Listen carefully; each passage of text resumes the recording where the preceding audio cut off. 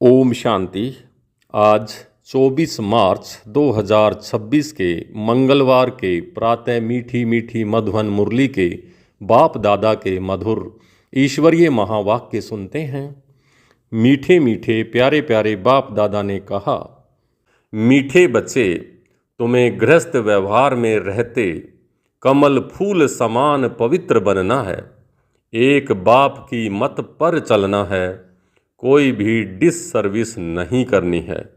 मीठे बच्चे, तुम्हें गृहस्थ व्यवहार में रहते कमल फूल समान पवित्र बनना है। एक बाप की मत पर चलना है, कोई भी डिससर्विस नहीं करनी है। प्रश्न है, किन बच्चों को माया जोर से अपना पंजा मारती है, बड़ी मंजिल कौन सी है? किन बच्चों को माया जोर से अपना पंजा मारती है, बड़ी मंजिल कौन सी है? उत्तर है, जो बच्चे देह अभिमान में रहते हैं उन्हें माया जोर से पंजा मार देती है, फिर नाम रूप में फंस पड़ते हैं। देह अभिमान आया और थप्पड़ लगा, इससे पद भ्रष्ट हो जाता है। देह अभिमान तोड़ना यही बड़ी मंजिल है। बाबा कहते, बच्चे देही अभिमानी बनो। जैसे बाप ओबीडियंट सर्वेंट है, कितना निरअहंकारी है, ऐसे निरअहंकारी बनो, कोई भी अहंकार ना हो। गीत चला, न वह हमसे जुदा होंगे, ना दिल से उल्फत निकलेगी, अर्थात दिल से प्यार कभी कम नहीं होगा। ओम शांति। बच्चों ने गीत सुना। बच्चे कहते हैं, हम बाबा के थे और बाबा हमारा था जब मूल वतन में थे। तुम बच्चों को ज्ञान तो अच्छी रीति मिला है, तुम जानते हो हमने चक्कर लगाया है, अब फिर हम उनके बने हैं। वह आया है राजयोग सिखाकर स्वर्ग का मालिक बनाने।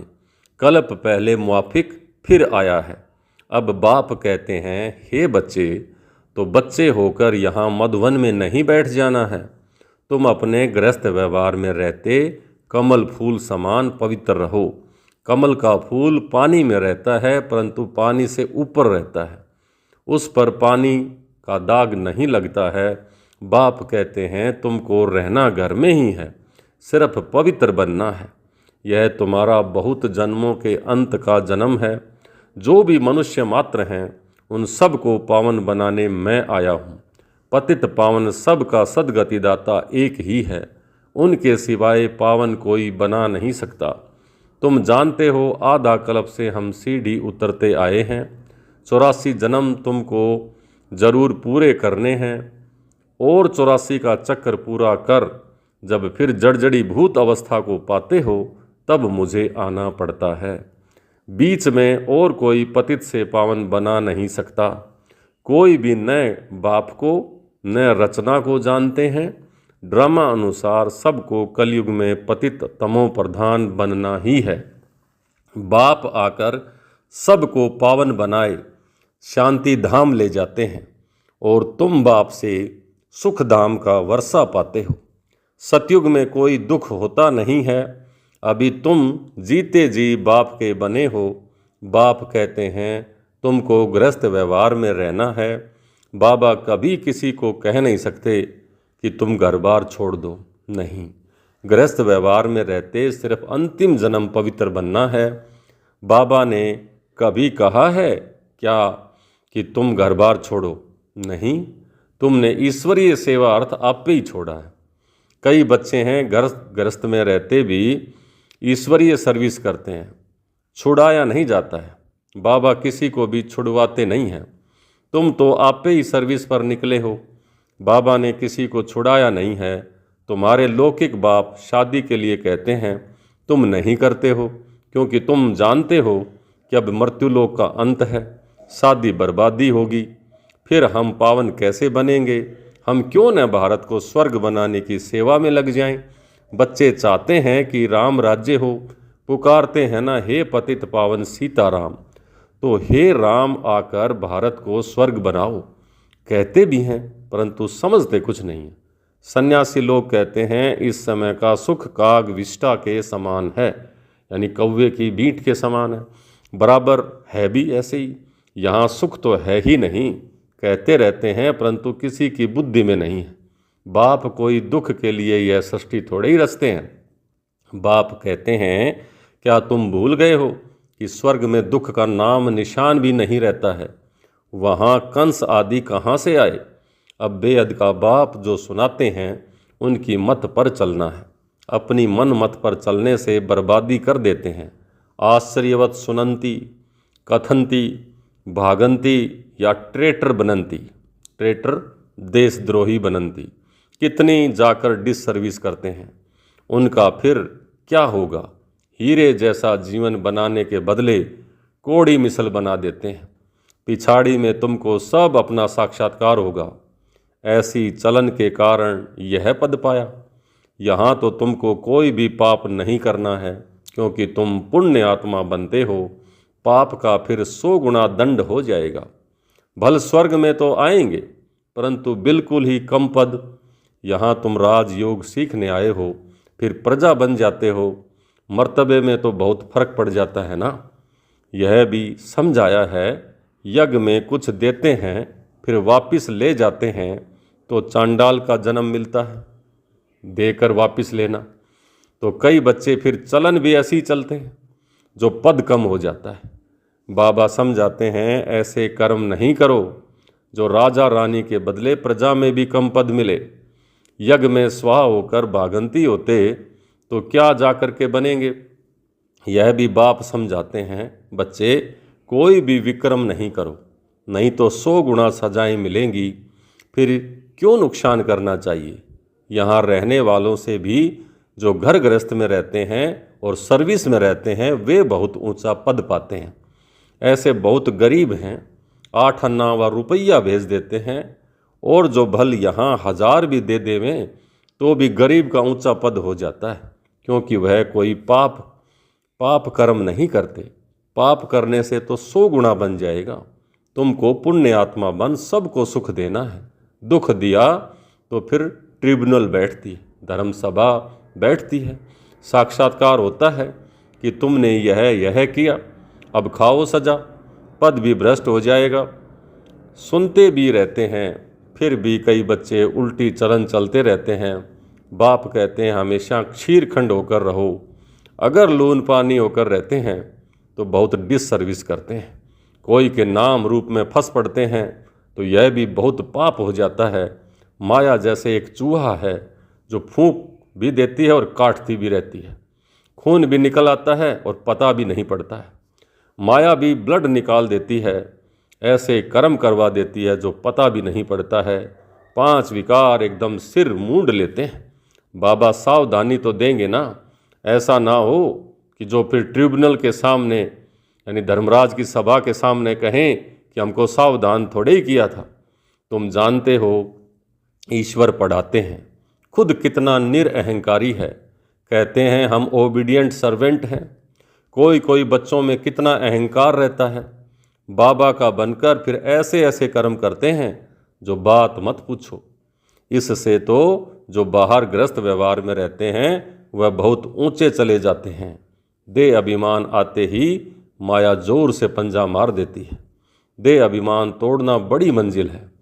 देह अभिमान आया और लगा थप्पड़ माया का, तो देह अभिमान में आना ही क्यों है। तो क्यों आना चाहिए जो पद भ्रष्ट हो जाए। ऐसा ना हो कि वहाँ जाकर झाड़ू लगाना पड़े। अब अगर बाबा से कोई पूछे तो बाबा बता सकते हैं, खुद भी समझ सकते हैं कि मैं कितनी सेवा करता हूँ, हमने कितनों को सुख दिया है। बाबा मम्मा सबको सुख देते हैं, कितना खुश होते हैं। बाबा बॉम्बे में कितनी ज्ञान की डांस करते थे। चातरक बहुत थे ना, तो बाप कहते हैं बहुत चातरक के सामने ज्ञान की डांस करता हूँ तो अच्छी अच्छी पॉइंट्स निकलती हैं, चातरक खींचते हैं। तुमको भी ऐसा बनना है, तब तो फॉलो करेंगे। श्रीमत पर चलना है, अपनी मत पर चलकर बदनामी कर देते हैं तो बहुत नुकसान हो पड़ता है। अभी बाप तुमको समझदार बनाते हैं। भारत स्वर्ग था ना, अब ऐसा कोई थोड़े ही समझता है कि भारत जैसा पावन कोई देश नहीं। कहते हैं लेकिन समझते नहीं हैं कि हम भारतवासी पहले स्वर्गवासी थे वहाँ अथाह सुख था।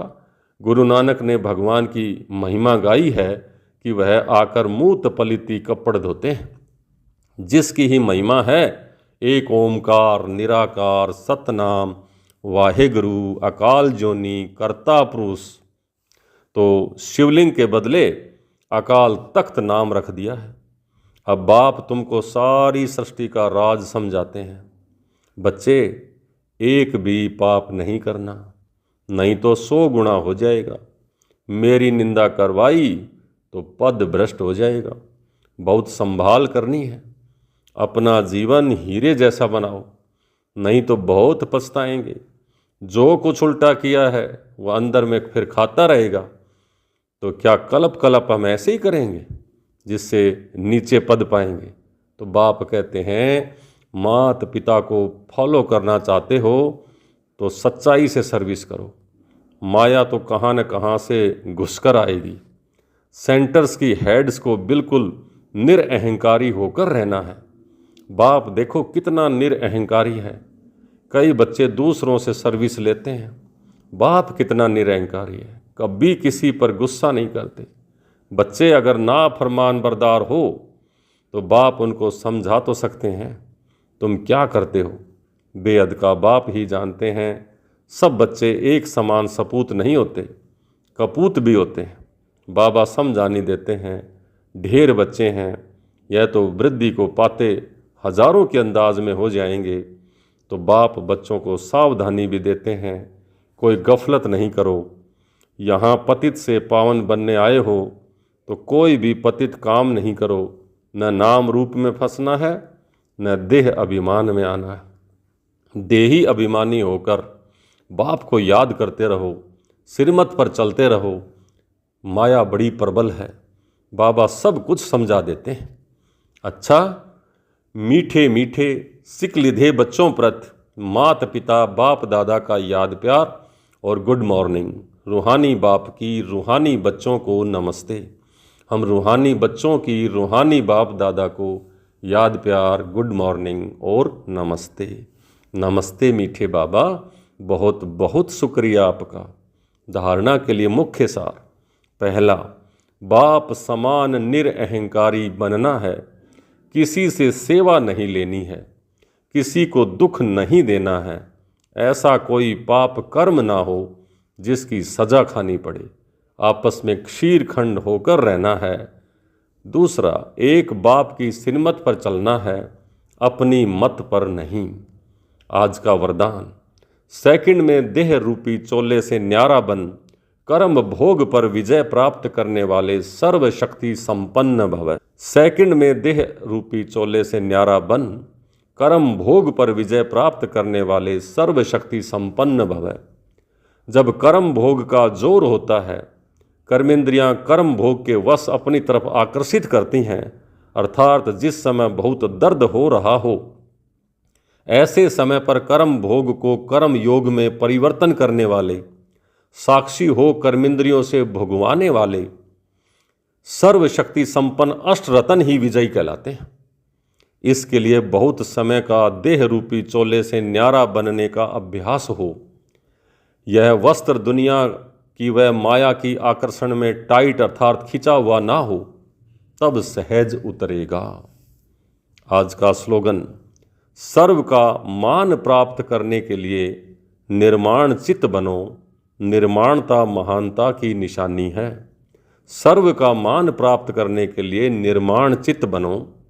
निर्माणता महानता की निशानी है। निर्माण माना सबके साथ एडजस्ट होकर के चलना। मातेश्वरी जी के अनमोल महावाक्य। ईश्वर सर्वव्यापी नहीं है, उसका प्रमाण क्या है? शिरोमणि गीता में जो भगवानोवाच है, बच्चे जहाँ जीत है वहाँ मैं हूँ, यह भी परमात्मा के महावाक्य हैं। पहाड़ों में जो हिमालय पहाड़ है उसमें मैं हूँ। सांपों में जो काली नाग है वह मैं हूँ। पर्वतों में ऊंचा पर्वत कैलाश पर्वत दिखाते हैं और सांपों में काली नाग, तो इससे सिद्ध है कि परमात्मा अगर सब सांपों में से केवल काली नाग में है तो सब सांपों में तो उसका वास नहीं हुआ। अगर परमात्मा ऊंचे से ऊंचे पहाड़ में है, गोया नीचे पहाड़ों में नहीं हुआ। फिर कहते हैं जहाँ जीत वहाँ मेरा जन्म है, गोया हार में नहीं हूँ। अब यह बातें सिद्ध करती हैं कि परमात्मा सर्वव्यापी नहीं है। एक तरफ ऐसे भी कहते हैं और दूसरे तरफ फिर ऐसे कहते हैं कि परमात्मा अनेक रूप में आते हैं। जैसे परमात्मा कोई कहते हैं 24 अवतार दिखाया है, कहते हैं कच्छ मच्छ आदि सब परमात्मा के रूप हैं। अब ये है उनका मिथ्या ज्ञान। ऐसे ही परमात्मा की सर्वत्र समझ बैठे हैं, जबकि इस समय कलयुग में सर्वत्र माया ही व्यापक है। तो फिर परमात्मा व्यापक कैसे ठहरा? गीता में भी कहते हैं कि मैं फिर माया में व्यापक नहीं हूँ। तो इससे सिद्ध है कि परमात्मा सर्वत्र सर्वव्यापी नहीं है। दूसरा, निराकारी दुनिया आत्मा और परमात्मा के रहने का स्थान है। तो अब यह तो हम जानते हैं कि जब हम निराकारी दुनिया परम धाम कहते हैं तो निराकार का अर्थ यह नहीं है कि उसका कोई आकार ही नहीं है। जैसे हम निराकारी दुनिया कहते हैं तो इसका मतलब है ज़रूर कोई दुनिया है, परंतु उसका स्थूल सृष्टि माफिक आकार नहीं है। ऐसे परमात्मा निराकार है लेकिन उसका अपना सूक्ष्म रूप अवश्य है। तो हम आत्मा और परमात्मा का धाम निराकारी दुनिया है। तो जब हम दुनिया अक्सर कहते हैं तो इससे सिद्ध है वो दुनिया है और वहाँ रहते हैं, तभी तो दुनिया नाम पड़ा। वहाँ अकेला परमात्मा नहीं, हम सब आत्माएं भी रहती हैं, तब दुनिया नाम पड़ा। अब दुनियावी लोग तो समझते हैं परमात्मा का रूप भी अखंड ज्योति तत्व है, तो वो हुआ परमात्मा के रहने का ठिकाना, जिसको रिटायर्ड होम कहते हैं। तो हम परमात्मा के घर को परमात्मा नहीं कह सकते, वो उसका घर है।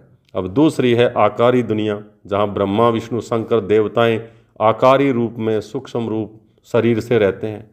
और यह है साकारी दुनिया, जिसके दो भाग हैं। एक निर्विकारी स्वर्ग की दुनिया, जहाँ आदा कल्प सर्वदा सुख और पवित्रता शांति है। दूसरी है विकारी कलयुगी दुनिया, जहाँ दुख अशांति की दुनिया है। अब वो दो दुनियाएं क्यों कहते हैं? क्योंकि यह जो मनुष्य कहते हैं स्वर्ग और नरक, तो दोनों परमात्मा की रची हुई समझते हैं। इस पर परमात्मा के महावाक्य बच्चे, मैंने कोई दुख की दुनिया नरक नहीं रची, जो मैंने दुनिया रची वह तो सुख की रची है। अब यह तो दुख और अशांति की दुनिया है।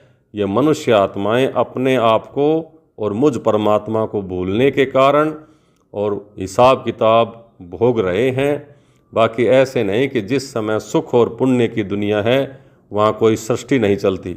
हाँ, अवश्य जब हम कहते हैं कि वहाँ देवताओं का निवास स्थान था तो वहाँ सब प्रवृत्ति चलती थी, परंतु इतना जरूर था कि वहाँ विकारी पैदाइश नहीं थी, जिस कारण इतना कर्म बंधन नहीं था।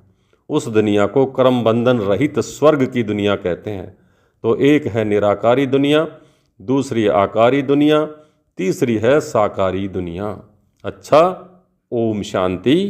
ये अव्यक्त इशारे निश्चय के फाउंडेशन को मजबूत कर सदा निर्भय और निश्चिंत रहो।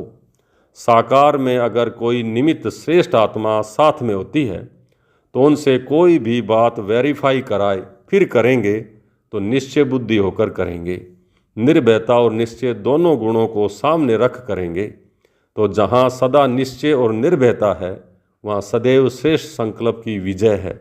जो भी संकल्प करते हो, अगर सदा निराकार और साकार साथ व सम्मुख हैं तो वेरीफाई कराने के बाद निश्चय और निर्भयता से करो। इससे समय भी वेस्ट नहीं जाएगा और सफलता भी प्राप्त होगी। ओम शांति।